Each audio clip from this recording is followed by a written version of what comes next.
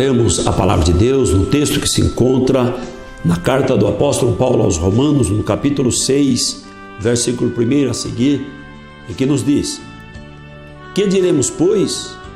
Permaneceremos no pecado para que a graça seja mais abundante? De modo nenhum. Nós que estamos mortos para o pecado, como viveremos ainda nele? Ou não sabeis que todos quantos fomos batizados em Jesus Cristo, fomos batizados na sua morte? De sorte que fomos sepultados com ele pelo batismo na morte, para que, como Cristo ressuscitou dos mortos, pela glória do Pai, assim andemos nós também em novidade de vida. Porque, se fomos plantados juntamente com ele, na semelhança da sua morte, também o seremos na da sua ressurreição. Louvado seja Deus. Também ainda o versículo de número 23, que nos diz: porque o salário do pecado é a morte, mas o dom gratuito de Deus é a vida eterna por Cristo Jesus, nosso Senhor. E o versículo 8 que eu pulei nos diz: ora, se já morremos com Cristo, cremos que também com ele viveremos. Amém. Prezado amigo e irmão, para você que porventura não tenha pensado a respeito da salvação da alma, porque pensa que a vida se resume naquilo que o homem vê por aqui. Pense novamente, porque todo ser humano já tem dentro de si a ideia da existência do Criador. E essa ideia que o ser humano tem, e essa função de adorador por natureza que o ser humano possui, se não for refletida, trabalhada na presença de Deus, confunde a pessoa. Você com certeza sabe de país que por aí diz que adora a vaca, porque o homem é adorador. Noutros tempos, países adoraram rã, mosca, porque o homem quer adorar. Mas adorar por adorar não tem significado. Nós temos que saber o que adoramos. E Deus vem se revelando para o homem, que é a coroa da sua criação, e vem se mostrando a cada dia, se tornando conhecido, através da chamada de Abraão, através da manifestação da lei, da constituição da nação de Israel, através das profecias. E o Senhor vem se revelando como o nascer do sol. E chega à plenitude dos tempos, aonde Ele mesmo toma forma humana e se revela ao homem, inclusive revelando o seu nome para que o homem saiba o nome de Deus. Porque nem mesmo os hebreus puderam conhecer o nome de Deus. O profeta Isaías, no capítulo 52, no versículo 6, profetizou dizendo: e naquele tempo ou naquele dia, o meu povo saberá o meu nome. Porque o nome de Deus era segredo, e muitos títulos foram dados a Deus, como Elohim, falando dos atributos da divindade, como Jeová, que significa Senhor, e várias vezes Jeová com variações diferentes, conforme ele se ia se manifestando. Mas aqui diz a palavra do Senhor já de um tempo em que o Senhor Jesus havia se manifestado como homem. E como homem, ele tomou sobre si os nossos pecados e levou o fardo pesado dos nossos pecados até a cruz. O apóstolo Paulo ensina que havia uma cédula de penhor, que nada mais é do que algum direito que o inimigo pensava ter sobre o homem, ou que a morte tem sobre o ser humano. Quando ele vive sob o império do pecado, é o que acontecia até os dias em que Deus se manifestou como homem. O império do pecado dominava. Havia densas trevas espirituais sobre a humanidade. Mas a luz gloriosa que é o Senhor Jesus Cristo brilhou. E ele trouxe a boa nova de salvação. E o apóstolo Paulo, numa das citações, ele diz assim, que aonde abundou o pecado, aonde o pecado foi abundante, aonde o pecado tomou conta, ele diz que a graça superabundou. A graça é muito maior do que o pecado.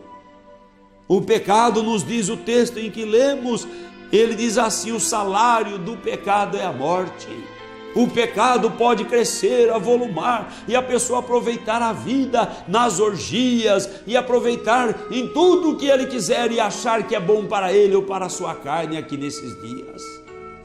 Mas todo pecado tem o seu salário, e o salário do pecado é a morte. E portanto diz a palavra que todo homem foi encerrado debaixo do pecado, e portanto todos foram condenados à morte. Mas toda essa força do pecado, toda essa espessa escuridão, essas trevas, esses grilhões de malignidade que vem prendendo e prendeu a humanidade, agora o Senhor bota um ponto final. Ele encerra o império das trevas, ele encerra o império da morte, ao trazer a vida, porque diz aqui a palavra, mas o dom gratuito, o presente de Deus, é a vida eterna. Por isso ele veio e tomou a forma humana, para como homem ser o Cordeiro de Deus, que tira o pecado do mundo, que tira o império maligno do pecado, que traz o novo reino, que traz uma nova vida, que traz uma palavra reconciliadora entre o homem e Deus. Mas para isso é necessário receber a graça, receber esta bênção gloriosa. E para receber, diz aqui a palavra do Senhor, que diremos, pois? A tudo aquilo que ouvimos do Evangelho, que o mundo já sabe, já conhece. Todo dia as pessoas vão datar um cheque, por exemplo, ou por alguma data, ele põe a data daquele dia e daquele ano. E que é aquele ano? Anos posteriores a Cristo. Porque se conta um tempo antes de Cristo, um tempo depois de Cristo. Estamos em 2015 depois de Cristo. Todo dia, cada ser humano é obrigado a pensar, a entender que Cristo é Deus, que Deus se manifestou como homem para tirar o pecado do mundo. Mas isto não basta, porque as pessoas às vezes ouvem e permanecem no pecado. O que adianta a pessoa ouvir o Evangelho e permanecer no pecado? E até muitas pessoas que ultimamente têm nome de evangélico também permanecem no pecado e acham que porque ouviu o Evangelho já está tudo bem, continua na mesma vaidade desenfreada, vivendo como vive o mundo, sem nenhuma mudança, sem nenhuma transformação. Assim a pessoa não pode entrar na glória do Senhor, porque nos diz Paulo, a todos nós permaneceremos no pecado, porque onde o pecado era abundante, a graça foi maior. Então vamos ficar no pecado para receber graça? Não, não é assim, diz o apóstolo. Não é permanecendo no pecado que a pessoa recebe a graça. Denunciando o pecado, mortificando os desejos da carne, as paixões naturais desta vida tendenciosa para o pecado, para consagrar a vida na obediência à palavra do Senhor. Então ele diz aqui: de modo nenhum, nós que estamos mortos para o pecado, para viver a vida da fé, a vida na eternidade, é necessário estar morto para o pecado. Como pode viver nele? Alguém que está morto para o pecado, como pode viver a vida do pecado? Achando que todos podem agora se reunir num ecumenismo. Como? Nós temos que nos unir na palavra do Senhor. O que une a igreja de Deus, os servos sinceros que adoram a Deus em verdade, é a palavra do Senhor. Não é outra coisa.